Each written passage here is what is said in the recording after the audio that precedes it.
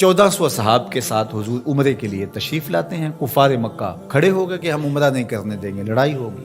حضرت عثمان غنی رضی اللہ تعالیٰ عنہ کو بھیجا کہ ہم عمرہ کر کے واپس چلے جائیں گے، کوئی لڑائی کا ارادہ نہیں ہے۔ انہوں نے کہا یہ نہیں ہوگا، عثمان آپ آئے ہو تو طواف بیت اللہ کرنا چاہو تو کر سکتے ہو۔ کہا نہیں، یہ تو نہیں ہو سکتا کہ حضور کے بغیر میں طواف کروں۔ خیر صلح حدیبیہ کا موقع آیا تو عروہ بن مسعود کی قیادت میں قریش مکہ نے مذاکرات کیے حضور علیہ السلام سے، تو ایک صلح نامہ طے پا گیا۔ اس کی شرائط میں سے ایک شرط یہ تھی کہ مکے سے اگر کوئی شخص بھاگ کر کے مدینہ المنورہ جائے تو اہل مدینہ اس کو پناہ نہیں دے سکیں گے، وہ ہمارا بگوڑا شخص ہوگا تو اس کو پناہ نہیں دے سکیں گے۔ اور اگر کوئی شخص مدینہ المنورہ سے مکہ واپس آنا چاہے تو اہل مکہ اس کو پناہ دینے کے مجاز ہوں گے۔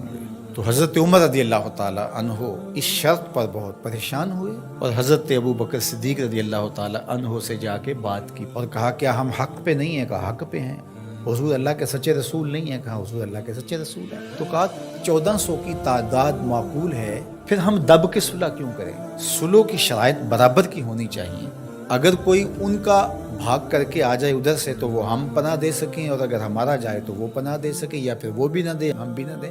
تو حضرت ابو بکر رضی اللہ تعالیٰ عنہ نے بغیر کسی تعامل کے ایک بات کہی کہ عمر کیا اس شرط کو حضور قبول کر رہے ہیں؟ تو کہا وہ قبول کر رہے ہیں۔ تو برجستہ دوسرا جملہ آیا، کہا عمر ہوا رسول اللہ صلی اللہ علیہ وسلم، عمر وہ اللہ کے رسول ہیں۔ جب وہ قبول کر رہے ہیں تو بات ختم۔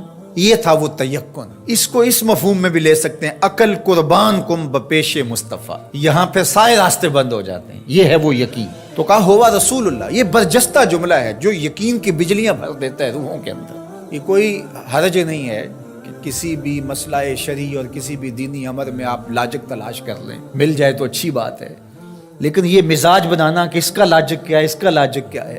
تو اب ذرا دیکھیے کہ جو ظاہری اس پہ بات اٹھتی تھی کہ 1400 کی ہماری تعداد ہے اور وہ اتنے ہیں، تو برجستہ جو جواب دیا وہ یہ تھا ہوا رسول اللہ صلی اللہ علیہ وسلم، کہ وہ اللہ کے رسول ہیں۔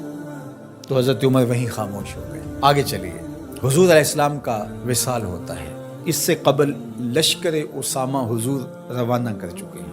17-18 سال عمر تھی تو ان کی قیادت کے اندر حضور نے ایک لشکر تیار کیا۔ تو یہ لشکر ابھی جرف کے مقام پہ پہنچا تھا کہ حضور کا وصال ہو گیا۔ خبر پہنچ گئی تو اب حضرت اسامہ کیسے بڑھ سکتے تھے، واپس آ گئے۔ تو تدفین کے بعد حضرت سیدنا ابو بکر صدیق رضی اللہ تعالی عنہ جو کہ خلیفہ بنا دیے گئے تھے، انہوں نے جو حکم جاری کیا وہ یہ تھا کہ اسامہ بن زید اپنے ہدف پہ دوبارہ روانہ ہوں۔ تو صحابہ نے کہا کہ بڑے بڑے جنگی ماہرین اس لشکر کے ساتھ ہیں، تو پیچھے سے اگر حملہ ہو گیا تو یہ نقصان کا سبب اور ذریعہ بن سکتا ہے، لہٰذا حکمت یہ ہے کہ اس لشکر کو ابھی کچھ دیر کے لیے روک لیا جائے۔ تو میں نے یقین کی بات سیدنا صدیق اکبر کے حوالے سے آپ کے سامنے رکھنا شروع کی ہے، تو سنیے کیا جواب آتا ہے۔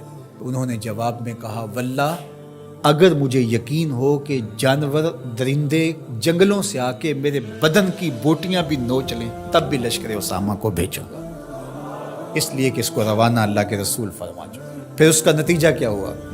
جو قبائل پر تول رہے تھے حضور کے وصال کی وجہ سے، جن کے کچھ حوصلے بڑے تھے، انہوں نے سوچا ان کا کتنا سسٹم مضبوط ہے کہ یہ ان حالات کے اندر بھی لشکر کو روانہ کرنے کی پوزیشن میں ہے۔ اور جدھر لشکر گیا انہیں یہ خبر پہلے پہنچ گئی کہ حضور علیہ السلام کا وصال ہو گیا، لیکن انہوں نے سوچا کہ ان حالات کے اندر بھی لشکر حملہ آور ہو رہا ہے ہمارے اوپر، تو اس کا مطلب ہے یہ کتنے مضبوط ہو گئے ہوئے ہیں۔ تو لشکر بھی کامیاب اور بامراد مظفر ہو کر کے واپس پلٹا، اور کسی کو مدینہ المنورہ کی طرف میلی آنکھ سے نظر اٹھا کے دیکھنے کی ہمت بھی نہ پڑی۔ یہ سیدنا صدیق اکبر رضی اللہ تعالی عنہ کے یقین کا، اعتماد کا، بھروسے کا، اور حضور علیہ الصلوۃ والسلام کی ذات پر ان کا جو اذعان و یقین تھا اس کا نتیجہ تھا۔ تو یقین کی کائنات کا اگر کسی نے شہنشاہ دیکھنا ہے تو وہ ابو بکر صدیق رضی اللہ تعالی عنہ کو دیکھے۔ ان کی پوری زندگی یقین کی دولتوں سے بھری پڑی ہے، صاحب صدق بھی ہیں، صاحب یقین بھی ہیں۔ یقین کی جس عظمت پر وہ فائز المرام ہیں، تو ان کی گرد راہ بھی اگر نصیب ہو جائے تو یقین کی دولت نصیب ہوتی ہے۔